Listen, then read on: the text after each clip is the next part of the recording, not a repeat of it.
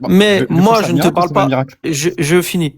Moi, je ne te parle pas de ça. Moi, je te parle de la suite. Moi, je te parle de la suite qui est la prédiction qu'on va retrouver dans le même verset. Ok. Et il est là le miracle. Donc moi, je te pose la question. Est-ce que les Perses, pardon, plutôt l'Empire byzantin, qui a subi un revers dès le 7e siècle, avant C'est très précis. 635, avant 635, je dis bien avant 635. On va voir. Avant 635, ils ont réussi à récupérer la Syrie-Palestine et à récupérer la croix à Ctésiphon en Irak. Alors, oui, mais pas dans la durée Voilà, indiquée. merci, le débat il est clos. Alors, dans Pourquoi? la durée Bah indiquée ou attends, pas? Parce que pardon? là, du coup, tu fixes des conditions, c'est pas dans la durée indiquée, ça. Ah si, c'est dans la durée indiquée. C'est quoi la période? Entre 3 à 9 ans. Et ils ont récupéré la croix-croix Ok. Donc, on va en prendre tout 29. cela. Et elle a Pardon? été ramenée à Jérusalem en 30. Ok, mais Donc, du coup, bien après la révélation. est-ce que Allah subhanahu wa ta'ala, il te dit que durant ces 3 à 9 ans, ils vont commencer à gagner des batailles et à reprendre le terrain? Alors, en fait, c'est pas écrit exactement comme ça. Historiquement, Ils disent, historiquement, c'est pas écrit comme c'est pas ça? très clair. Vas-y, Non, c'est attends. pas très clair. C'est pas très clair. Non.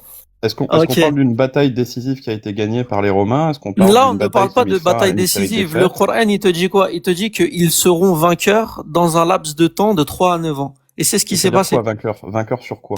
Vainqueurs vis-à-vis de leurs ennemis. Bah, ils ont Donc, je te gagné une pose, En fait, bataille en dominant, ils 622. seront dominants dans la région. Mais exactement, ça, ils auraient, c'est après 626, ça. bah, ça marche, en fait.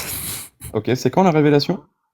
Bah, à toi de me le dire. C'est toi qui as étudié le sujet. Bah, les coranistes sont, enfin, pardon, Les coranistes, ils peuvent pas te donner Asbab al-Nuzul. Il y a que nous qui les savants ne savent Lesquels? pas, en fait. Lesquels? Bah, par exemple, tu as des savants modernes qui se sont positionnés Comme là-dessus. qui? Comme qui?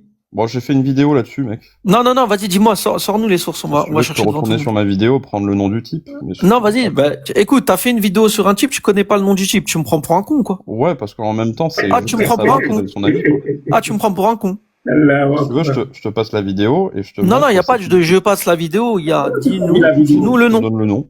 Hop. Vas-y, donne-nous le nom.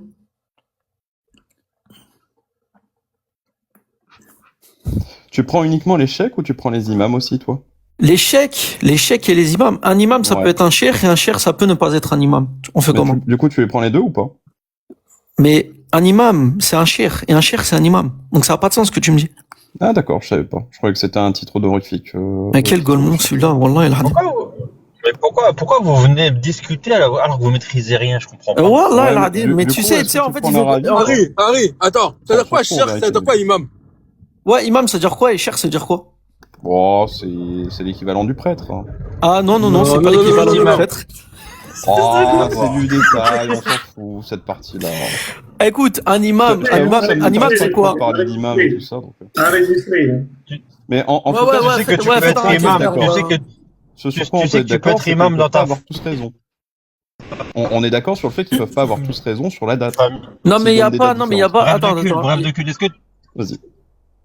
vas-y. Vas-y, c'est simple. Vas-y, Est-ce que tu sais que tu sors-nous peux être ton imam truc. dans ta famille? Donc, avant. Eh ben, c'est incroyable. Du coup, Bah, t'as en Mourad fait, Hamza. imam, ça veut juste dire quelqu'un qui dirige. Donc, Mourad Hamza, Comme de son comme côté, il Ibrahim donne est appelé, 614. comme Ibrahim est appelé imam dans le Coran. Ouais. Pardon, 615, il donne Mourad Hamza. Donc, t'as Mourad Hamza ok, qui est ok. un imam en France qui donne 615. Ok. Hop. D'accord. On Et passe du au coup, suivant. le professeur Mourad Hamza, il te dit quoi? Il dit 615. Dans quelle vidéo? On va aller vérifier. Bon, si tu veux, tu peux aller regarder. T'as en fait une C'est quoi le nom de la conférence qui a vidéo? été faite par la personne en question sur le miracle des Romains. Ok, bah on va se la regarder. Ouais, y a pas de souci. Mais tu sais les gars, c'est marrant, il te dit quoi? Il commence par il y a des savants qui te disent que et ensuite il te cite une seule personne. Bon, je C'est peux t'en juste citer d'autres après, juste c'est pour ça. ouais, tu vois. C'est pour ça que j'ai fait une vidéo sur ça, c'est parce que je D'accord, vois mais des tu gens peux- qui tu- appartiennent tu à peux- la même religion, ils savent pas.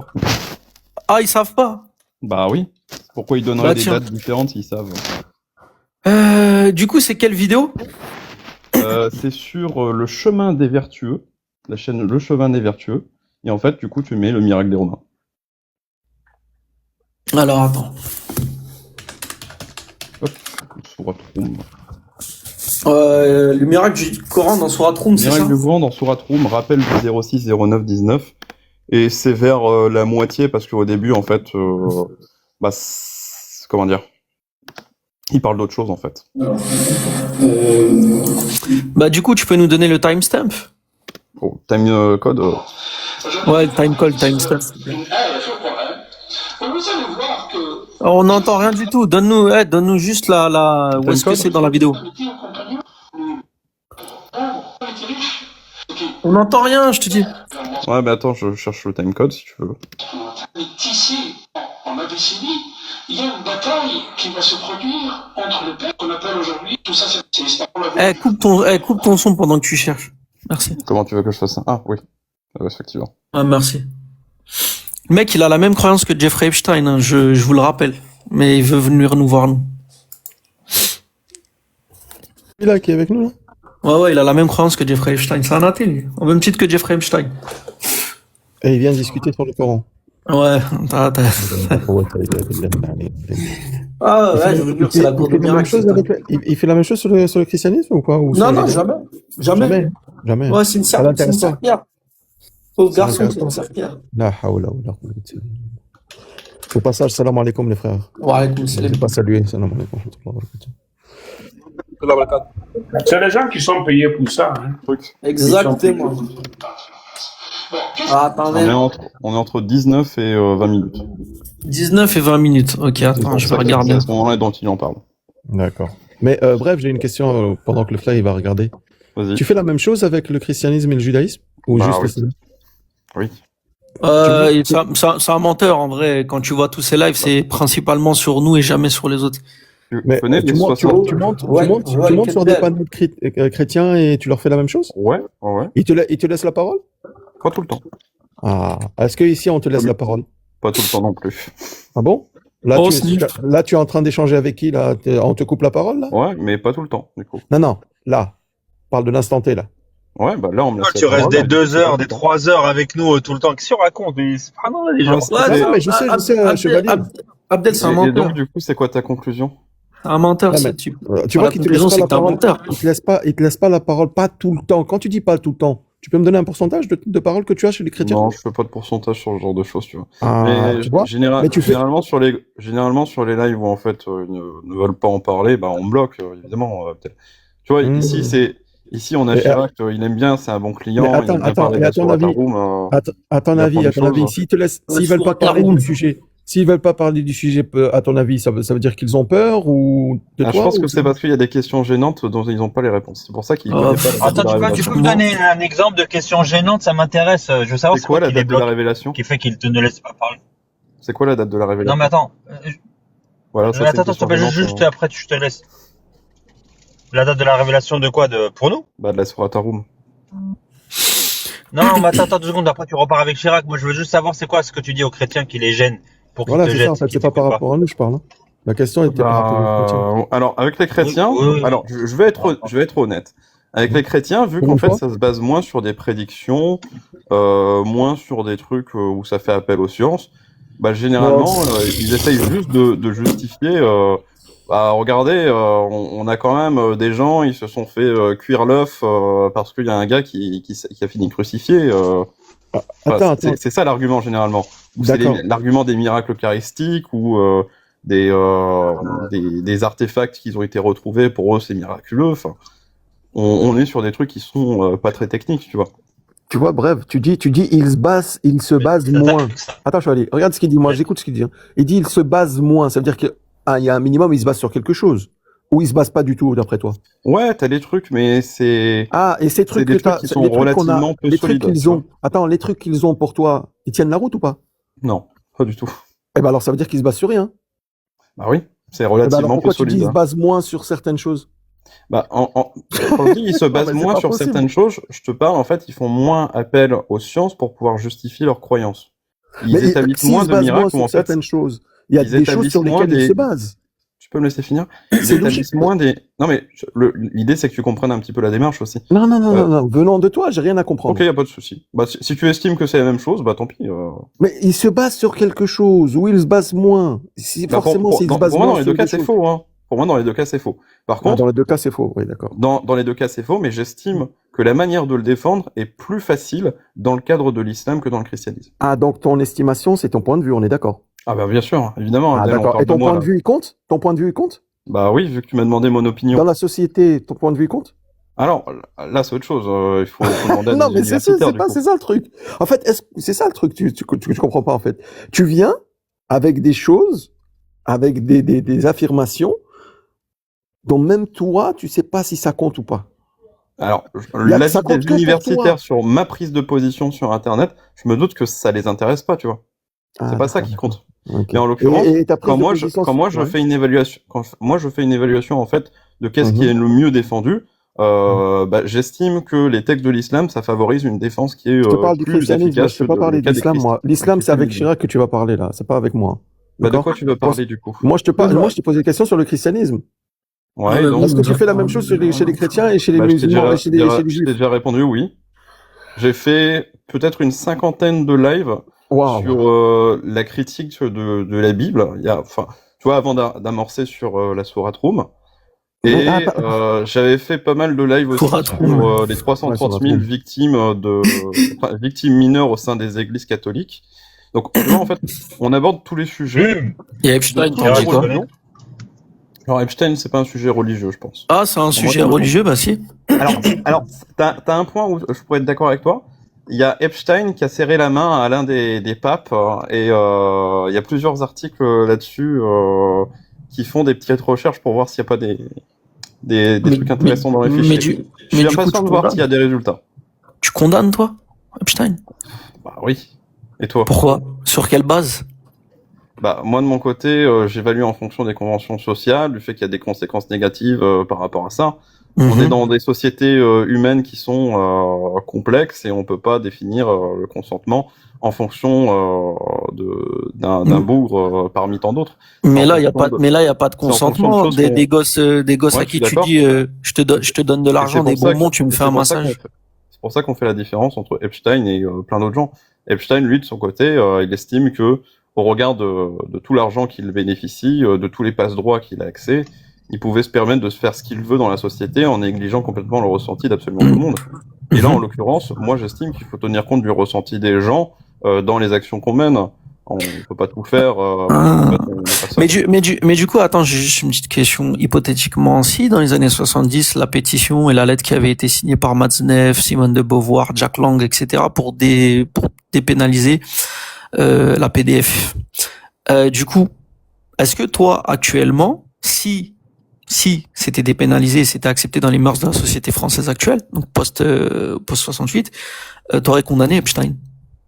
Bah, en l'occurrence, je pense pas qu'il faut dépénaliser ce genre de choses. Non, c'est pas ma question. Ma question, elle est hypothétique certes, mais en prenant le cas de si on avait accepté cette fameuse lettre et son contenu et on avait dépénalisé la PDF et que dans la société française c'était accepté et acceptable, est-ce que tu aurais condamné Epstein? C'est pas l'acceptable en société qui compte. Si on vit dans une société totalitariste ou encore une société sous occupation allemande, évidemment on juge différemment ce qui est bien ou ce qui est mal. Non mais t'aurais condamné ou pas? T'aurais condamné ou pas? En l'occurrence, on juge de la sensibilité des gens. Les violences sexuelles sur des enfants, on utilise bien le mot violence et pas acte consenti pour une bonne raison. C'est parce que ça implique de la souffrance pour eux. Ça impacte drastiquement en fait leur construction psycho-affective. C'est intéressant ça. Du coup, t'es utilitarianiste. Non, alors le conséquentialisme, c'est pas uniquement l'utilitarisme. T'as différentes formes de conséquentialisme, tout comme t'as différentes formes de matérialisme, comme t'as différentes manières d'interpréter la morale religieuse. On peut pas avoir une seule position qui les réunit toutes. Et du coup, toi, t'es conséquentialiste. Tu peux m'expliquer ton conséquentialisme? Anti-égoïsme. Anti-égoïsme, c'est flou ça, c'est vague. Bah non, c'est pas vague. Mais après, je peux te justifier ça. Ouais, non, explique-moi. En l'occurrence, moi, j'estime que des actions qui entraînent un individu au sein d'une société, on doit faire des balances bénéfices-risques pour l'individu, la société. Et également, si ça implique un troisième intervenant, bah, on ajoute aussi une balance pour ça. les actions qu'ils entraînent un trop grand coût pour l'individu par rapport à la société, et ça signifie qu'en fait, on est dans une perspective où les deux acteurs qui sont présents, en fait, on a une situation d'égoïsme, en fait. C'est-à-dire qu'on attend des individus quelque chose qui est plus important que ce que ça coûte à la société. À l'inverse, on pourrait avoir une société où en fait, on fait absolument tout peser sur la société et l'individu est complètement déresponsabilisé. Il vit très peu de conséquences par rapport à ça. Là, je trouverais que c'est particulièrement égoïste ce genre de comportement vis-à-vis du collectif. Imaginons, je te fais deux situations. Dans une société, toi de ton côté, Chirac, tu travailles absolument pour tout le monde. Tu fais le travail à tout le monde, et les autres vivent de ton travail. Est-ce que tu trouverais cette situation égoïste de ton côté? J'ai pas suivi. Rappelle-moi. Tu vis dans une société où tu travailles pour les autres, mais les autres ne travaillent pas. C'est une situation égoïste. On peut appeler ça comme ça. C'est le nom que je pose moi de mon côté. Et dans cette situation-là, j'estime que une situation d'égoïsme comme celle-ci, c'est mal en fait. On ne devrait pas avoir une personne qui subvient aux besoins d'absolument tout le monde. C'est pas comme ça que ça doit marcher. Mais du coup, par exemple, ok. Attends, je te donne l'inverse. Tu vis dans une société qui pourvient à absolument tous tes besoins, et toi de ton côté, tu fais rien pour la société. Là aussi, je trouverais ça égoïste. Donc c'est mal. Ok, je vois. Du coup, si moi je paye une taxe pour qui revient justement aux indigents et autres qui n'ont pas la capacité de pouvoir proposer quelque chose à la société parce ils ne peuvent pas ou autre. Du coup, ça serait égoïste? Non, ça c'est faux en fait. Ça, tu présumes. Là, tu penses aux personnes handicapées et les personnes qui présentent des troubles. C'est faux. Ils ont leur utilité à la société. Ils l'ont même apporté précédemment, si ça se trouve. Mais eux qui ne travaillent pas ni autre. Du coup, si je paye une taxe pour subvenir à leurs besoins alors qu'eux ils ne peuvent pas, ils n'ont pas la capacité. En fait, du coup, c'est égoïste. En fait, c'est faux parce que tu estimes en fait que ces gens-là n'ont jamais travaillé déjà d'une, et ensuite qu'ils ne pourront jamais travailler, et que cette aide, ça ne les permet pas d'accéder au travail.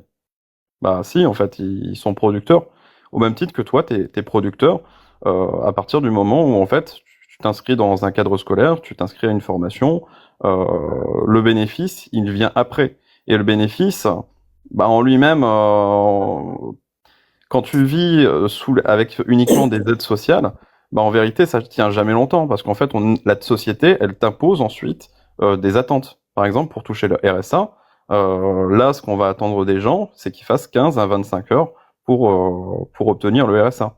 C'est pas un contrat qui est égoïste, c'est pas juste des gens qui touchent de l'argent sans rien faire. Ils vont devoir mériter le revenu qu'on leur donne. Et en l'occurrence, moi je trouve que ça va dans les deux sens, hein. Parce que tu viens, tu dis que celui qui vient, qui travaille pas, c'est égoïste parce que il se sort des biens de l'État pour avoir ses biens. L'État aussi taxe les gens, vis-à-vis, il taxe les gens, et les gens qui travaillent, comme les gens qui travaillent pas, et les taxes sont partout, hein. Donc tu peux pas aller sur un côté et pas aller sur l'autre côté. Ça va dans les deux sens. Et c'est pour ça que tu dois voir en long terme. Après, si tu dis un côté égoïste, les deux côtés sont égoïstes. C'est le côté qui taxe, la population. Et le côté qui vient, qui peut pas travailler, ou même s'il travaille pas, et qui viennent, qui avec la même institution qui taxe, qui prennent un peu son taxe pour avoir son besoin, pour avoir sa subsistance, tu peux pas dire que ce mec-là, il est égoïste. Oui, moi j'estime pas qu'il y ait d'égoïsme quand en fait tu es taxé, en fait. Tu es dans un contrat social où en fait tu participes aux besoins de la société parce que tu es toi-même investisseur dedans. Alors certes, c'est pas forcément quelque chose qui est consenti, c'est-à-dire on a établi un contrat social dans lequel t'es contraint de filer ta thune à l'État, mais dans les faits, le service public, ça bénéficie à la majeure partie des acteurs de la société. Alors certes, les plus riches sont pas forcément concernés, mais en même temps, on rend bien service aux plus riches. Donc, quoi que tu fasses, t'es taxé. Que tu vas faire des courses, t'es taxé. Que tu travailles, t'es taxé. Donc dans tous les cas, même la personne qui aurait ça, elle est aussi taxée. Donc tu peux pas dire que c'est égoïste que la personne qui vient qui travaille pas, c'est égoïste, et justement, tu laisses l'autre côté. Tu laisses l'autre côté de la politique qui viennent, qui taxent les gens à leur insu, et tu leur dis que en fait, c'est les gens qui travaillent pas, qui se servent de ça. Et je suis d'accord avec toi. Je suis d'accord avec toi. Moi, je n'estime pas que toucher le RSA uniquement ce soit une condition pour dire que ces gens-là sont égoïstes. Ils sont inactifs, ils sont improductifs pour la société. Je trouve ça d'autant plus stigmatisant de dire les gens qui touchent le RSA, il faut les mépriser. C'est pas l'objet du discours. Moi, je juge pas cette situation comme étant égoïste, en tout cas. Non, mais pour toi, oui. Ouais. Tu sais pas qu'est-ce que la personne a vécu, tu sais pas comment elle a vécu la personne. Donc tu peux Ouais, pas c'est ça, mais ça veut dire la personne qui Ah, mais ça, c'est participe autre pas. chose, le vécu de la personne. Ah oui, évidemment. donc tu peux pas te Ça, c'est permettre de autre dire que c'est pour toi c'est égoïste parce que tu sais pas comment il a vécu la personne. Tu sais pas s'il a un handicap ou quoi par rapport à un travail qu'il a fait. Ben oui, Tu peux pas savoir. justement, je suis d'accord avec toi. Mais ça ne veut pas Donc dire ça veut que dire la personne qui a jamais travaillé de sa vie et qui touche des aides quand même, c'est et faux. qui vit de ça, c'est pour toi elle est égoïste. On ne peut pas toucher le RSA et ne jamais travailler de sa vie. Je parle pas du RSA, je parle pas du RSA. Tu parles de quoi, du coup? Juste Qui touche de l'aide et qui a jamais travaillé de sa vie, pour toi il est égoïste. Tu peux pas